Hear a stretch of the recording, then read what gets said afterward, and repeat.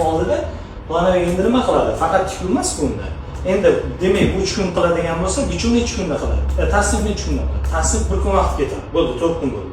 Endi bichuv qancha vaqt ketadi? Bichuv deylik 3 kun vaqt ketadi shunisiga yoki 2 kun vaqt ketadi. Bo'ldi, yana 6 kun bo'ldi. Plus pechat bishgan qiladi. Unga 2 kun chiqdi. Endi bularni hammasini qilishimiz uchun demak material bizda 4 kun oldin paydo bo'lishi kerak. Chunki anaqa bichuv 4 kun oldin yuribdi. 4 kun oldin qilish kerak narsa. Demak, общий hisobda tikuvga mana shu vaqtda ulgurish uchun biz 15 kun oldin mahsulotni olib kelib bergan bo'lishimiz kerak. Demak, mahsulotni berishimiz uchun u bo'yoqxonaga 3 kun oldin berish kerak. Chunki 3 kun bo'yashga vaqt ketadi.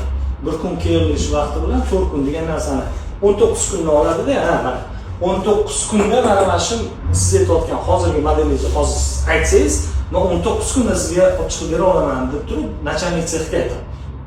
Начальник sex keyin nima qiladi?